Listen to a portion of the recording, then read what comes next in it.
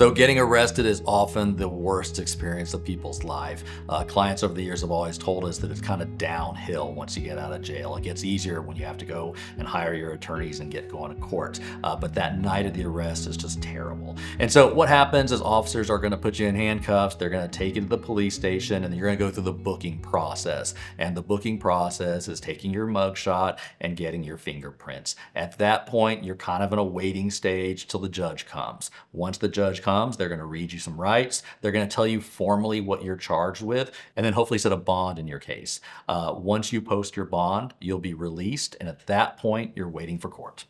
So bail amounts and bond conditions are going to be set that night by the magistrate judge. The important thing to know is that the judge that sets the bail amount and the bond conditions is often not the same judge that's going to hear your case when you actually go to court.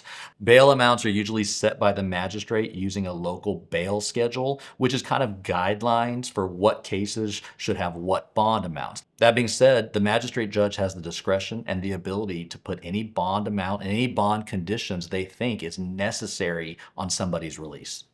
Now, if you find yourself in a situation where your bond is just way too high and you can't actually get out, what you need to do is hire an attorney to do a bond reduction for you.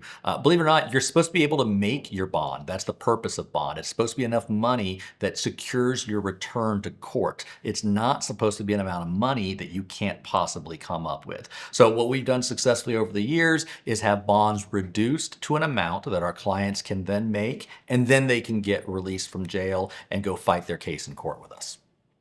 So a lot of people after an arrest are really confused by the bond process because the immediate concern is, how do I get my loved one out of jail as soon as possible? And so that's where you're going to look for bond companies. And the way it works is when somebody's arrested, they go to the jail and they see the magistrate judge who sets the bond amount. For example, let's say the judge sets the bond amount at $25,000.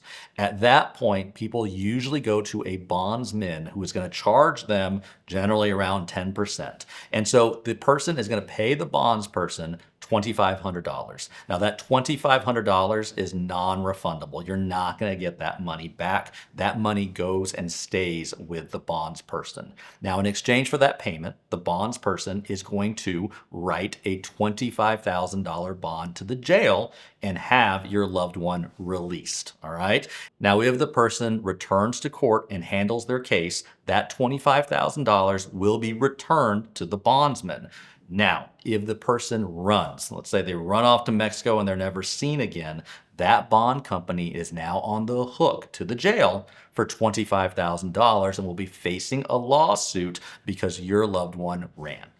Now, this is a situation where you're going to start to see bounty hunters, right? Because that $25,000 is a big hit for the bond company to take. And they're going to send somebody like Dog the Bounty Hunter to try and go and find that person and return them to court so that they don't have to pay the $25,000.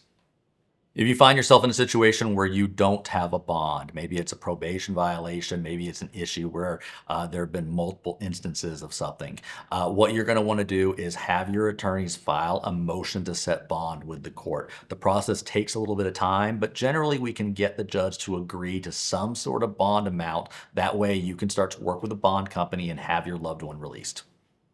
Criminal cases always come with bail and bond issues. If you find yourself having some of these problems, give us a call. There are things we can do like filing motions to reduce bond, filing motions to set bond, filing motions to amend bond conditions. We've done that for hundreds, if not thousands of clients in the past.